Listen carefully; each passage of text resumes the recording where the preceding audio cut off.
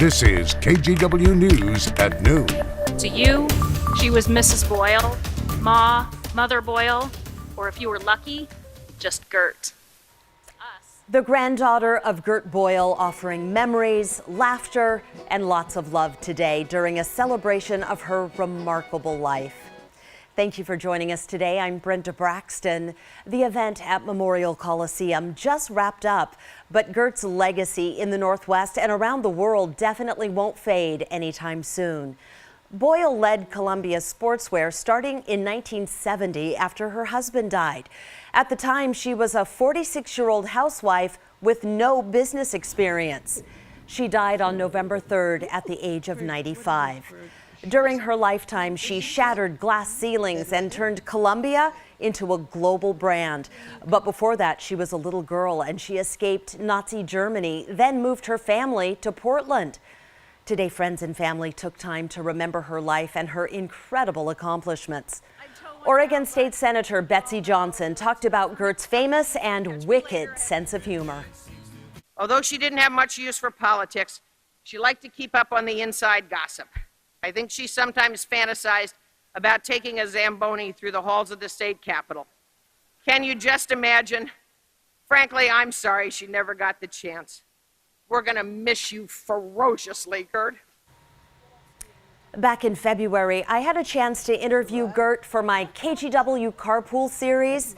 You can watch the whole thing on our KGW YouTube page. Washington State Patrol says alcohol played a role in a nasty crash on the I-5 bridge. The car rolled over and you can see it is just demolished.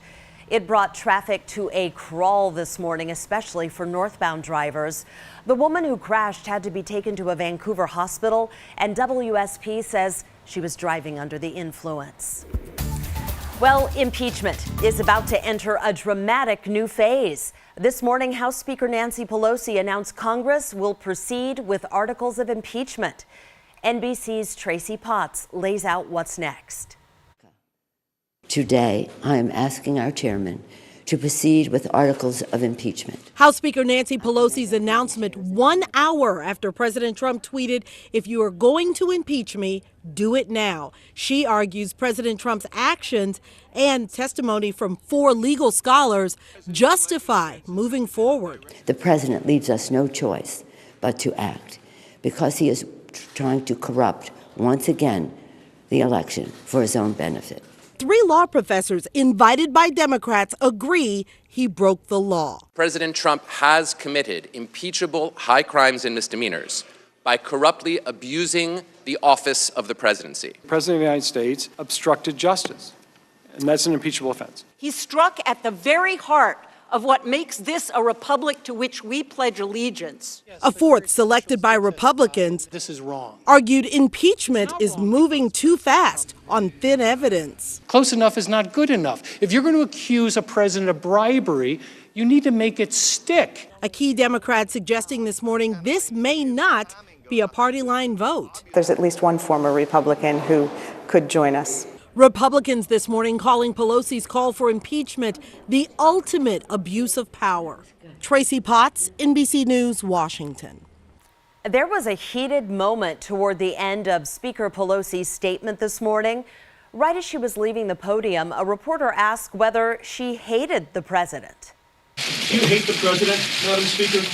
Because I don't hate anybody. Representative Collins, I was raised in a Catholic house. We don't hate anybody. Pelosi went on to say she prays for the president all the time. We are getting a look at courtroom video from the day a judge set bail for Keeland Hill. He's the man police say shot and killed his wife in a Hazeldale school parking lot and then shot himself. That's exactly what Clark County prosecutors hoped to avoid back in mid-November. The prosecutor begged the judge at the time to raise Hill's bail to $2 million, saying he was a threat to his estranged wife, Tiffany Ojeda Hill. In that same video, Tiffany also spoke. She said she actually stopped reporting the times Keeland tried to contact her because she thought it was making things worse. I stopped reporting because he's made aware of it if I report, and I'm scared of his anger and retaliation.